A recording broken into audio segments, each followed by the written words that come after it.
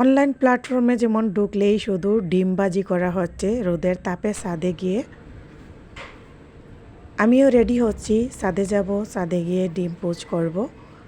অনেকেই মুরগির রোস্ট করতেছেন, মাছ ভাজি করতেছেন, ডিম ভাজি করতেছেন। আমিও চেষ্টা করতেছি যে দেখি গিয়ে কতটুকু বাঁচতে পারি। তো রেডি হয়ে নেই। আসসালামু আলাইকুম আমার সকল প্রিয় আপু এবং ভাইয়ারা, আপনারা সবাই কেমন আছেন? আশা করি কাছে এবং দূরে, দেশ এবং দেশের বাইরে যে যেখানে বসে আমার আজকের ভিডিওটি দেখতেছেন, আল্লাহর রহমতে আপনারা সবাই অনেক বেশি ভালো আছেন। আমিও আল্লাহ তাআলার অশেষ রহমতে আলহামদুলিল্লাহ বেশ ভালো আছি। বরাবরের মতো চলে আসলাম আজকে আরেকটি ভিডিও নিয়ে। আমি হাসনা হেনা। তো আজকের ভিডিওটা একটু ভিন্ন রকম। আমি ইদানিং দেখতেছি সবাই ছাদের উপরে রোদের মধ্যে ডিম ভাজতেছে, কেউ মুরগির ফ্রাই করতেছে, কেউ মাছ ভাজি করতেছে। তা আমি ভাবলাম আমিও একটু ট্রাই করে দেখি যে আসলে কি রোদের মধ্যে ছাদে গিয়ে ডিম পুষ করা যায় কিনা। কারণ আজকে অনেক প্রচণ্ড রোদ, আমার কাছে এত গরম লাগতেছে। কিছুদিন ধরে আমি ভীষণ অসুস্থ ছিলাম, আর ভীষণ অসুস্থ থাকার কারণে আসলে ডিমটা ভাজবো করে অনেকটা দেরিও হয়ে গিয়েছে। তো যাই হোক, আপনারা যদি সাথে থেকে আমার ভিডিওটা এনজয় করেন তো দেখি আমি ডিম ভাজতে পারি কি না। আর আপনারা সাথে থাকুন, একটা লাইক দিয়ে ভিডিওটা কন্টিনিউ করে রাখবেন। সাথে আমি এই ক্যাপটা মাথায় দিয়ে যাচ্ছি কারণ প্রচণ্ড রোদ, আর রোদের মধ্যে যাতে আমার চোখের মধ্যে রোদটা না লাগে। আমার আবার চোখে প্রবলেম আছে, আর স্কিনে দেখি একটা মাস্কও ব্যবহার করে নেই, কারণ একটা মাস্ক ব্যবহার করলে আমার মুখটাও রোদের থেকে বাঁচবে। এদিকে মাথায় ক্যাপ দিয়ে আমি পুরোপুরি রেডি হয়ে গিয়েছি। হাতে নিয়ে নিলাম একটা তাওয়া আর তেলের বোতল। নর্মাল ফ্রিজে রাখা একটা ডিম নিয়ে যাচ্ছি। যে প্রচণ্ড গরম, আর এই গরমের মধ্যে রোদের মধ্যে নর্মালি আসলে ডিম রাখতেই হয়। বের হয়ে যাচ্ছি, আপনারা সাথে থাকেন। আর কীরকম করে ডিমটা বাজি তাও দেখিয়ে দিব। আমি যে বিল্ডিংয়ে থাকি, আমি পুরা মিডিলে থাকি। আমার উপরে আরও 3টা ছাদ অতিক্রম করে যেতে হবে। তো যাচ্ছি, ওয়ালিদ বাবুও সাথে আছে। আমার যেহেতু গলার ভয়েসটা তেমন একটা ভালো নাই, রাতে প্রচণ্ড কাশি, আর কাশার কারণে গলা বসে আছে, তারপরেও আমি ভয়েসটা খুব কষ্ট করে দিচ্ছি। প্রথমে আমি ফ্রাই প্যানটা আর তেল আর ডিম রোদে গরম হওয়ার জন্য আধা ঘন্টার মতো রেখে দিয়ে অপেক্ষা করব ছাদের মধ্যেই। এখন পুরো ঠান্ডা, দেখুন। অনেকেই দেখেছি ছাদের মধ্যে ডিম ভাজি করার জন্য হয়তো বা তাওয়া গরম করে নিয়ে যায়, বাট আমি ঠান্ডা তাওয়া নিয়ে এসেছি। কিছুতেই দেখেন হাত দিতে পারি না, পাও মাটিতে রাখতে পারি না, প্রচণ্ড গরম। যেটাতেই হাত দিচ্ছি আমার গাও লাগতেছে, সেগুলোতেই গরম লাগতেছে। এই পাইপটা পানির পাইপ, এটাতে হাত দিয়েছি, এটাও প্রচণ্ড গরম।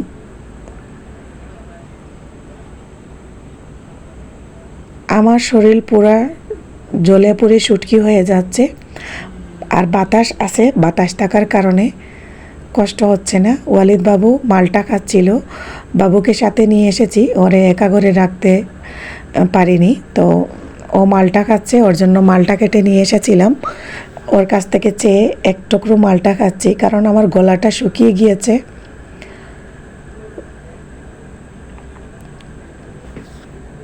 কথা বলতে বলতে আপনাদের সাথে জরুরি কিছু কথা বলে নিচ্ছি। অনেকক্ষণ অপেক্ষা করার পর, প্রায় আধা ঘন্টার পরে আমি আবারও ফ্রাই প্যানের কাছে আসছি। এসে এখন হাতটা দিয়ে দেখলাম অনেকটা গরম হয়ে গিয়েছে। আরও একটু গরম হওয়ার অপেক্ষা করতেছি। তা ছাদের এদিক ওদিক ঘোরাঘুরি করছি, কোনো একটা জায়গায় আমি বসতেও পারছি না, প্রচণ্ড গরম। রোদের তাপে কোনো কিছুতেই বসার মতো কোনো সুযোগ নেই। এখন আমি ফ্রাই প্যানে তেল দিয়ে দিচ্ছি। ফ্রাই প্যানটা প্রচণ্ড গরম হয়ে গিয়েছে, কোনো দিকে ধরা যাচ্ছিল না। তেলটাও একটু গরম হয়েছে আর ডিমটাও গরম হয়েছে। তেল দিয়ে তারপরে আরও আমি 15 মিনিটের মতো অপেক্ষা করছি। একটা রড আছে পাশে, রডটার মধ্যে হাতই দেওয়া যাচ্ছিল না, আর পাও তো জুতা ছাড়া এখানে রাখা সম্ভবই হচ্ছে না। এখন আমি ডিমটা দিয়ে দিলাম, দিয়ে অপেক্ষা করছি, আপনারা সাথে থাকুন। আজ সকাল থেকে সূর্য তার তেজ দেখাতে শুরু করেছে। যে যেখানেই আছেন অতিরিক্ত প্রয়োজন না হলে সরাসরি রোদে যাবেন না। ছাতা ব্যবহার করুন, প্রচুর পানি পান করুন, ঢিলে ঢালা জামা পরিধান করুন, কালো কাপড় এড়িয়ে চলুন। বাসার বয়স্কদের জন্য পর্যাপ্ত বাতাসের ব্যবস্থা করুন। উক্ত রক্তচাপ এর রোগী যা থাকলে বাসায় ওষুধ খাওয়া নিশ্চিত করুন। যাদের ডায়াবেটিস আছে খারাপ লাগার সাথে সাথে পরীক্ষা করুন। কারো হাইপো হলে সাথে সাথে মুখে চিনি দিয়ে দিন। আপুরা বাসায় তেল মশলা কম দিয়ে হালকা পাতলা খাবার রান্না করুন। বাচ্চাদের বাইরের খেলাধুলা থেকে বিরত রাখুন। সবার বাথরুমে গামলায় পানি রাখুন। বাড়ির বাইরে পশু পাখির জন্য পানি ও খাবার রাখুন। রাস্তার পাশে বাড়ি হলে সম্ভব হলে পথচারীদের জন্য পানি রাখুন। আল্লাহ পাক আমাদের সবার সহায় হন। গতকাল সারা দেশে 17 জনের মৃত্যু হয়েছে। এই তাপমাত্রার উসিলায় আল্লাহ সবাইকে নিরাপদ রাখুন। আমার কথাবার্তা যদি আপনাদের কাছে একটু ভালো লাগে, চাইলে আপনাদের এখনও আমার চ্যানেলটি যারা সাবস্ক্রাইব করেন নাই, আমার চ্যানেলটি সাবস্ক্রাইব করে পাশে থাকবেন। আর যারা অলরেডি সাবস্ক্রাইব করে পাশে আছেন সবাইকে অসংখ্য ধন্যবাদ। আমার ভিডিওটি যদি ভালো লাগে চাইলে আপনারা আপনাদের ফ্যামিলি অ্যান্ড ফ্রেন্ডসদের সাথে শেয়ার করে দিতে পারেন। আমি ট্যাঙ্কির উপরে হাত রাখছি, ট্যাঙ্কিটা এত পরিমাণের গরম হয়েছে হাত যেন দেওয়াই যাচ্ছিল না। আরও আধা ঘন্টা পর আমি ফ্রাই প্যানের কাছে আসছি। দেখেন ডিমের কোনো পরিবর্তন নাই।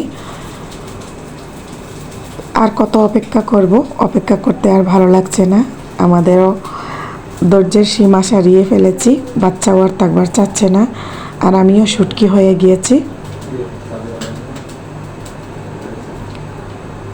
এই যে দেখুন ডিম যেরকম রাখছিলাম ওই রকমই আছে। তো এটাই বাস্তবে প্রমাণ হলো সূর্যের তাপে কখনো ডিম ভাজা যায় না। আপনারা যদি দেখে থাকেন আমার মতো যে সূর্যের তাপে ডিম ভাজতেছে, মাছ ভাজি করতেছে এবং মুরগির মাংস ফ্রাই করতেছে, এগুলা সব ভুয়া।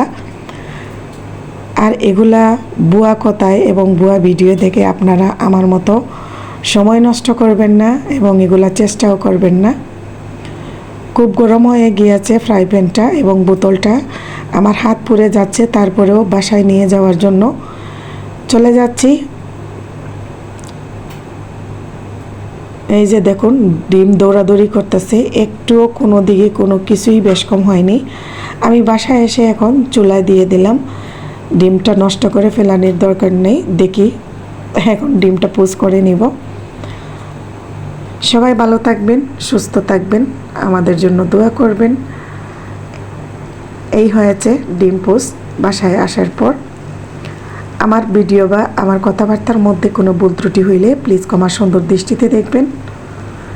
আবারও আসবো নতুন কোনো ভিডিও নিয়ে। সেই পর্যন্ত সবার জন্য অনেক দোয়া আর ভালোবাসা। এখানে আমি বিদায় নিয়ে নিব। আল্লাহ হাফেজ। আসসালামু আলাইকুম ওয়া রাহমাতুল্লাহি ওয়া বারাকাতুহু।